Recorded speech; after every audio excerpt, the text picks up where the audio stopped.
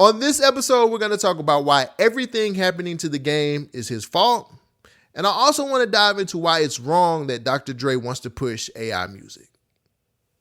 Let's talk about it. The STEM Society. What's poppin', people? My name is Cole Jackson. This is the STEM Society. Welcome back.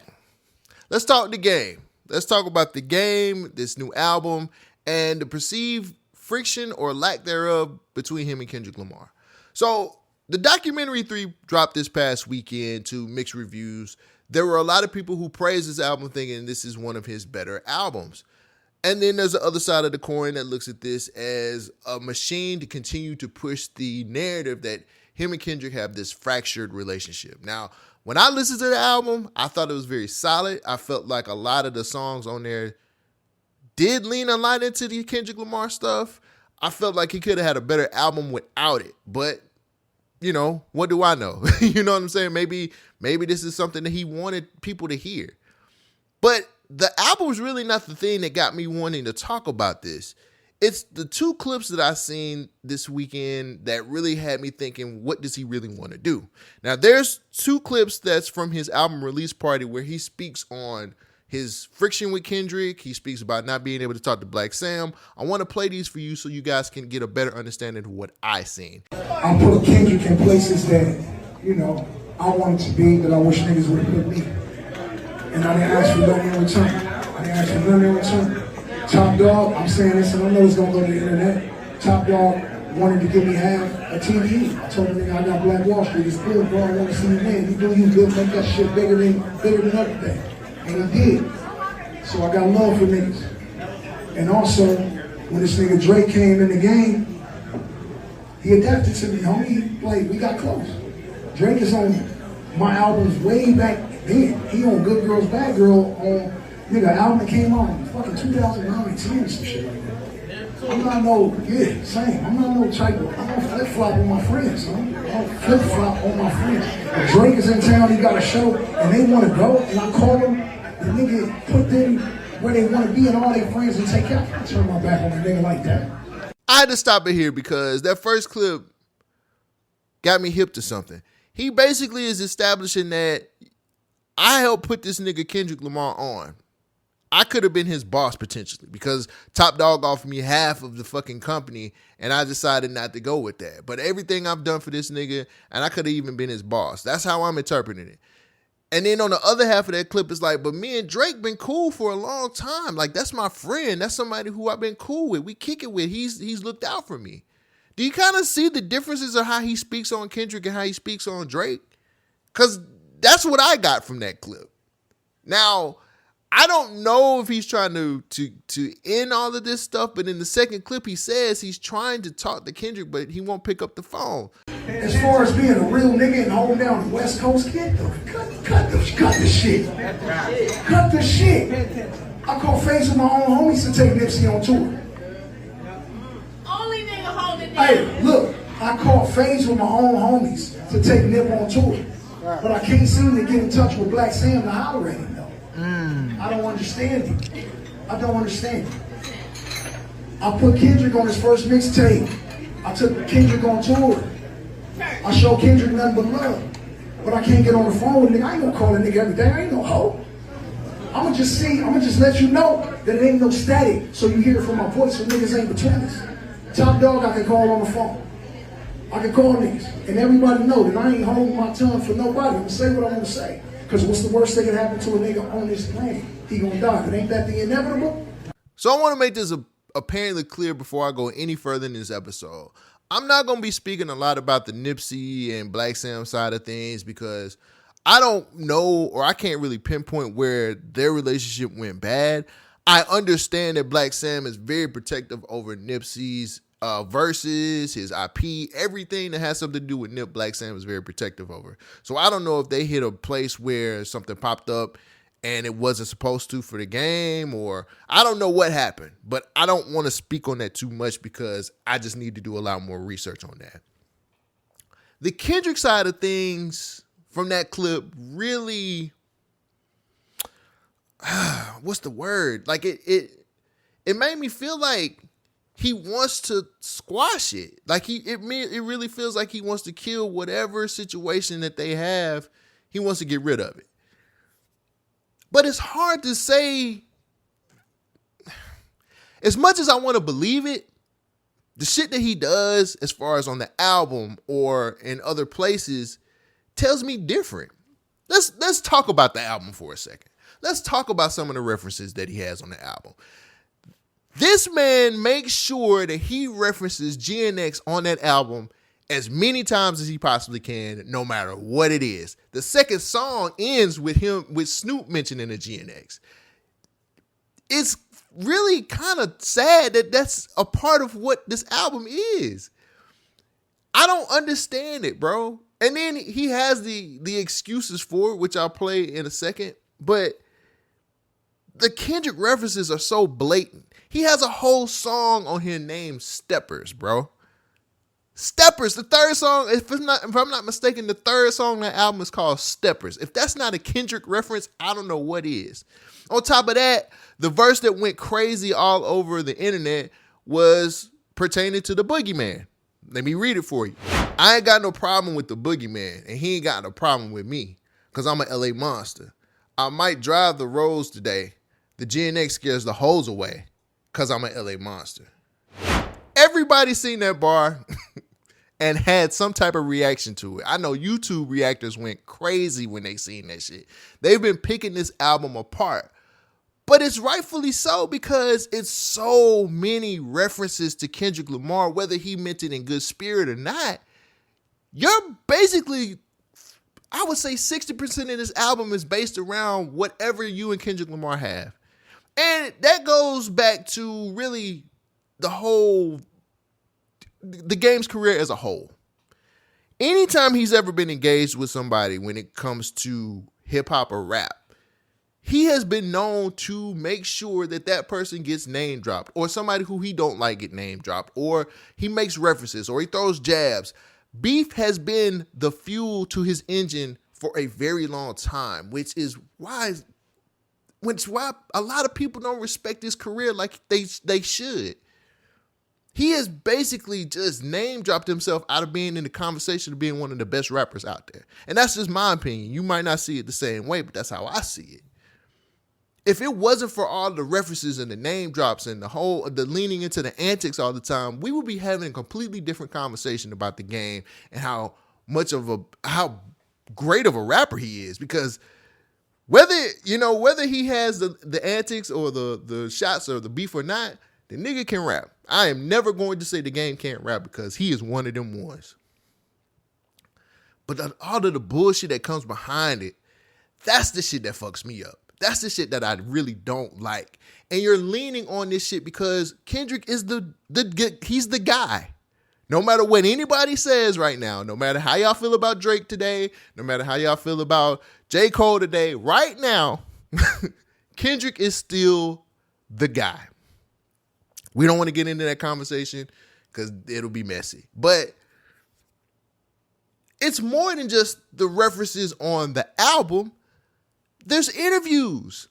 He's taken so many jabs at Kendrick. Let's go to the Club Shay Shay interview where he said he's the best rapper out of Compton. I'm also with all the bullshit too, if it came down to that. So it's like I'm the best rapper in this town. Damn, game. I mean, the OG, man, there's some OGs, some heavyweights. I mean, Cube, Snoop. I love Cube, but Cube can't out-rap me. I love Cube. And by the way, the reason that Cube can't out-rap me is because I used Cube's legacy to help me sharpen. Right. I used Snoop's legacy to help me sharpen myself.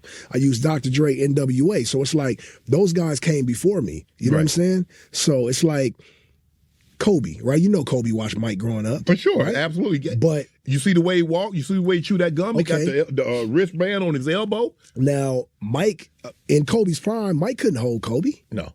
But that's because he came before him and he done with it. Right. I'm not saying if I was in 1992 with Cube might be able to, go crazy. Right.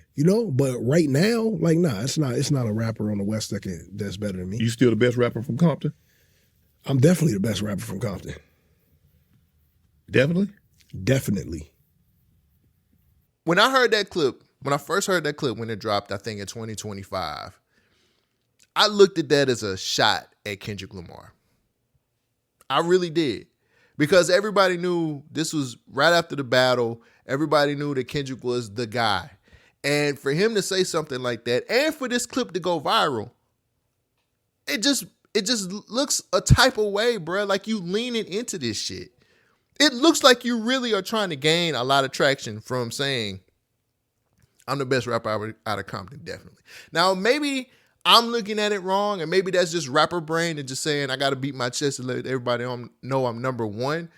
But we all know at that point, when you said that, Kendrick Lamar had just defeated your homeboy. Kendrick Lamar was considered the guy who's leading hip-hop into the next generation or the next era, and you just was saying some shit. But again, when I go to those first clips, it's like, well, I want to call him on the phone and show him it ain't no static. How? When you've been doing shit like this. And that's an old clip. Let's talk about this new clip that's been circulating around. There's a new clip where he's on the radio having an interview where he talks about, of course, a Gen X, and he also says that he raised Kendrick. Listen to what he says in this interview. Right, like I raised the boogeyman. GNX scares the hoes away. Yeah. Right? You're being playful, right? I think. Well, think about it. I had a GNX, you know what I'm saying? And my chick at that time, like, she didn't really want to ride in that. All black, dark windows, like it to a pretty girl, that's like a gang banging car. You know what I'm saying? Right. You know what I'm saying? Masculine. So when I said Masculine. it, that's what I meant. Kendrick dropped the GNX album, so I mean, it's one of those things where you can take it how you want. As far as raising the boogeyman, I actually did. My music, I came first. Kendrick told you himself on Black Boy Fly and countless times of how much he looked up to me and what my career did inspiration-wise. So it's like, that's no cap. That's just me being transparent after That is what it him is. being transparent. Yeah, but it's all love, homie. But picking a side, I'm picking homicide. I said, yo, game. Come on. I almost texted you about that. So the thing is, it's like, again, I got, I'm going to have, I'm going to have like, it's going to be a tennis match for everything that you tell me, right? So it's like, I understand. With picking a side, I don't got to pick a side. All living things must smart, perish. I think. Everybody in this room will perish, right? No one leaves this earth alive. I look at that as him giving a backhanded compliment to Kendrick. I do. When somebody says, yo, I raised him, I came before him, like he said it himself, so it's all love. Is it all love? Because it sounds like you just like, yo, he wouldn't be here if it wasn't for me. Let's get all of the bullshit out of the way and let's talk real for a second. I look at this as a situation that the game consistently says, I put these niggas on. If it wasn't for me, if I didn't take Nipsey out on tour this, or I had to do all this stuff to be able to get Kendrick on my album, or like he speaks about putting these niggas on so much that either it's coming from a place of being proud, which I don't see, or it's coming from a place of ego, which I feel like that's what it is. The game is a very difficult story because he did show up at a time when the West was down and he really did carry the West on his back. I'm not going to sit up here and act like that's a lie. That is the God honest truth. The West Coast was down when he came out and he put the West on his back for real. But he never got the love that Kendrick or Nipsey got. That's real. People gave him credit and people say, yo, man, you did something that the West Coast needed, but you was never the man like Nip or Kendrick is the man.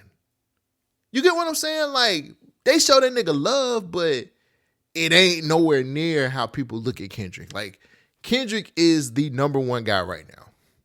And from how I look at it, I really feel like the game kind of feels a little bit bitter or he feels a type of way about that shit. Because nobody speaks about the game like they speak about Nipsey and how they speak about Kendrick Lamar. They don't talk about that nigga like that. And he did do a lot for the West Coast. But I wonder if he understands that a lot of the bullshit that he had been pulling throughout his whole career has a lot to do with why people don't fuck with him.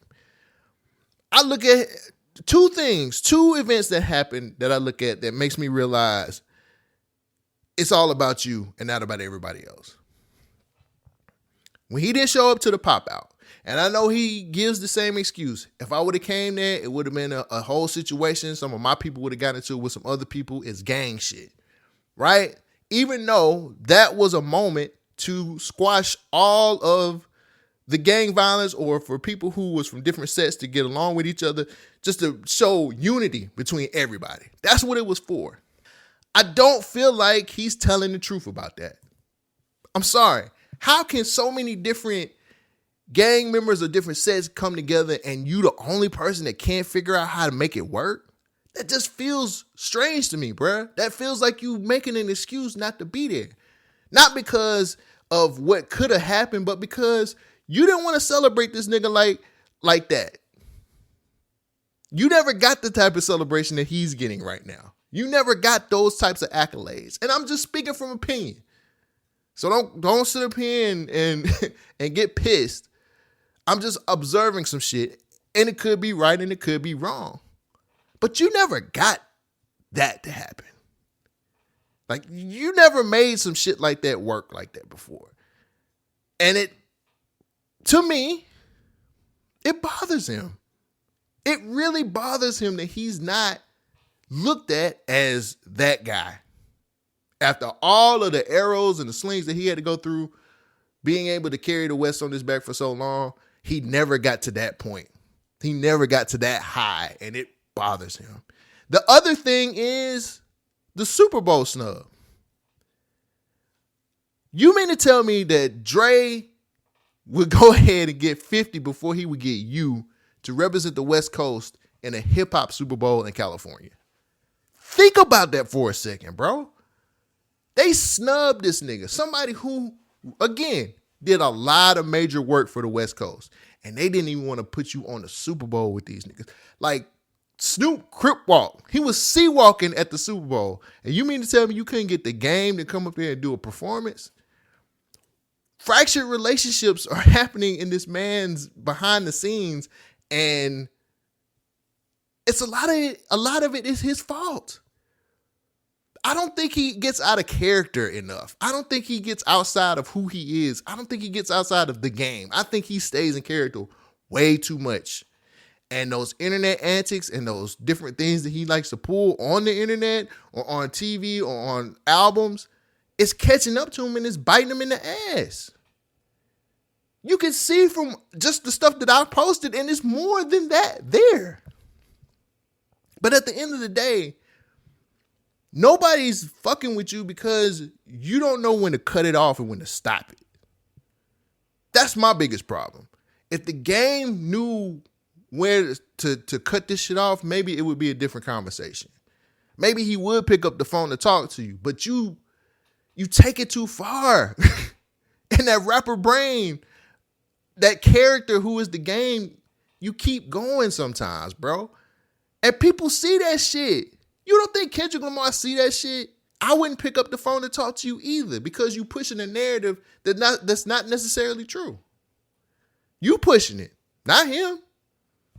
He's doing everything that he's always done, which is be quiet, sit back, let these niggas look like clowns. I'll just drop another album. It'll go #1 tomorrow. I feel like he could have sold the documentary 3 without even pushing the Kendrick narrative anymore. Because whether y'all want to believe it or not, the album is pretty solid. And he is rapping on there. But him going so heavy into the Kendrick stuff drags it down. Pulls the quality down a lot, if you ask me. So I don't know if he's ever going to be able to kill this whole narrative or if he really wants to kill whatever people are saying or if he really wants to squash it between him and Kendrick Lamar or Black Sam. But if he does, he's got to stop leaning into this character and start acting more of a person who really wants to be regular degular. You feel me? Like he got to lean into more being just a man, bruh. Like stop with the antics, leave the bullshit alone, and really sit down and have conversations with these niggas. And stop talking from ego when it comes to who you put on. Bruh, that's what you're supposed to do. If you the OG, That's your job. Put niggas on. Get niggas out there. They're supposed to be bigger than you. They're supposed to be better than you. That's how the game works. So, time will tell if this is really going to turn out to be something good or if it's going to be something negative still. We'll see. We'll see what happens later on. Let's stay on the West Coast, man, and talk about this Dr. Dre AI situation. Because it hurt my heart to see Dr. Dre talk about using AI, man. In a recent interview with the New York Post, Dr. Dre let everybody know AI is something that he's going to be using, and if you're not fucking with it, then there's something wrong with you. Here's a few quotes from that interview. I think the only people that see this as a threat are the people who have trouble creating. It's a new tool for creativity. Some people are afraid of learning new things. Those are the two biggest quotes that's been on the internet from this interview. I haven't got a chance to read the full thing. I'm kind of scared to read the full thing because I don't want to see one of my favorite producers in hip hop go this route. Now, he got cooked for these statements on here. It was one comment that I had to bring to the show because I thought it summed everything up perfectly. Tiger using AI was easy to ignore. When a literal production legend like Dr. Dre starts advocating for AI music, you know we're cooked. Sad times for the culture. When I read that comment, that's the exact same way I feel. Like, you can't ignore something like this. Dr. Dre saying he wants to use AI in music feels wrong. Dre is the bar. Like, Dre has always been the bar. He's not just a legendary hip-hop producer. He's a legendary producer. Let's not get that shit twisted. He is the greatest, one of the greatest. And to see him say the shit that he's saying, it just blew my mind. And then I took a step back and I looked at it from this standpoint too. It's all the OG niggas saying this shit. It's Timbaland, it's Swiss Beats, it's Dre. And then I thought about it and I was like, maybe they're suffering from old nigga in the club syndrome. You know what that is. You see an old nigga in the club trying to still be cool, try to still be relevant, try to show the young people that he's still with it. I'm still with it, guys. I still got it. I can still do this. But just like seeing the old nigga in the club, that shit is nasty and you shouldn't be here at all. Go home. Go home. That's not cool. You got a whole family at the house, bruh. You shouldn't be here. That's how I feel about when these OGs talking about AI. Y'all, you guys got it out of the mud. You shouldn't be doing this. You shouldn't be accepting this shit. This is wrong. It's wrong on so many different levels. But they seem to be the niggas that's pushing this shit. And we really don't have a real answer why. They say the same shit. You're not creative if you're not using AI. You don't really know how to do this stuff if you're not using AI. It's the future. I just don't want to believe it. And I don't want to buy into the shit that they're selling. Now, there's another OG producer that came out and he wanted to speak about AI and music. And I think he has a lot better grasp on this than what these niggas are saying. Listen to what DJ Quick had to say about AI and music. It's a total violation of culture. It's appropriation. You can't recreate somebody that's still here doing what they do. Don't use my stuff because I know that computer is not going to have my nuances. You know, that app, that program is not going to be able to, you know, it's going to miss out. It's like it does. I watch AI programs on YouTube and they mispronounce words.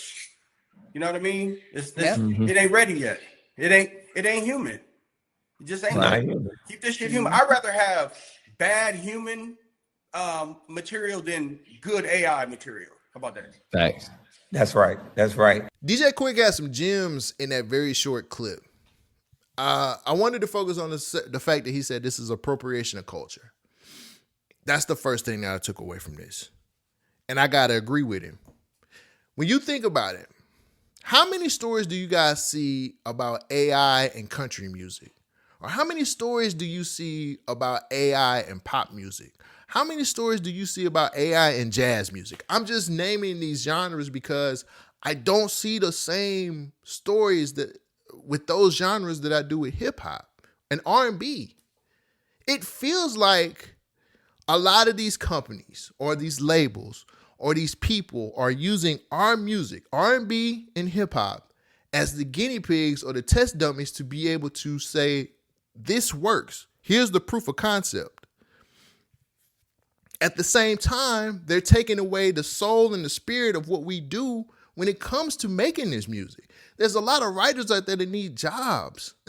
There's a lot of musicians out here who need to be able to play for a lot of the R&B artists out here. There's a lot of producers out here who have great work that deserve to have a shot on some of these albums. When we say it's okay to use AI, we're taking those jobs away from those people. We're making sure that they never get an opportunity. And that's fucked up, especially when it comes from people like Dr. Dre, Timbaland, Swiss Beats, these OG niggas. It's crazy. And then Quick had this part that I really agree with as well. I'd rather have bad human material than have great AI material. Truer words have never been spoken. At least I know somebody gonna eat off of this, even if it's bad. At least I know we're using some people who have talent, giving people opportunities, bro. Like, we're taking away a lot of our jobs. We're doing the work for the labels.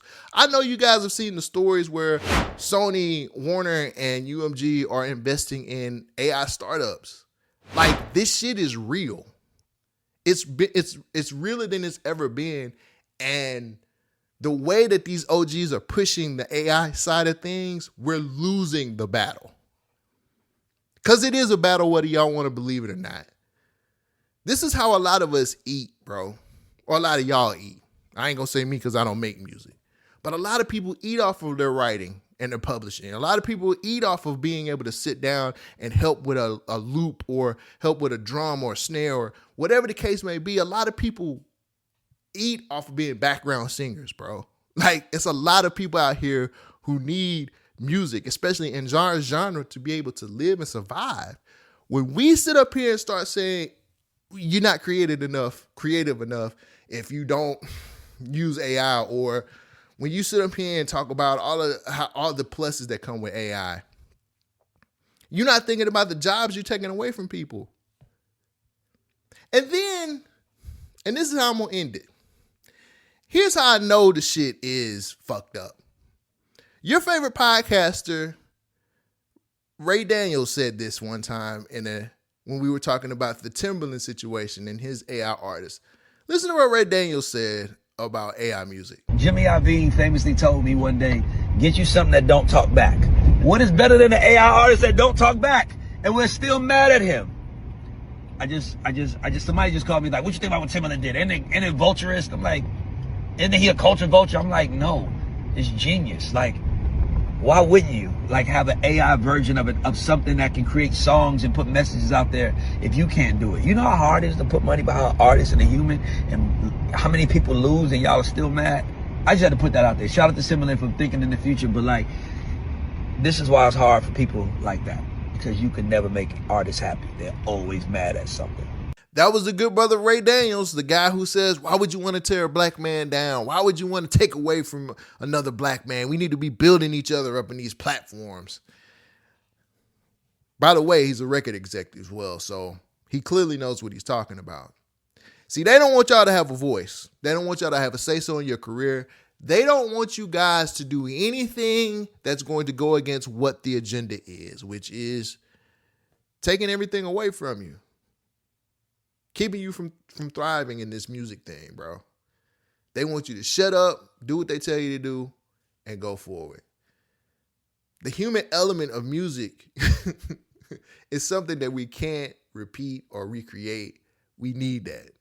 I'd much rather hear a Summer Walker album where she has gone through so many heartbreaks and letting me know how it feels than hearing some AI artist Timbaland made up going through some fake bullshit.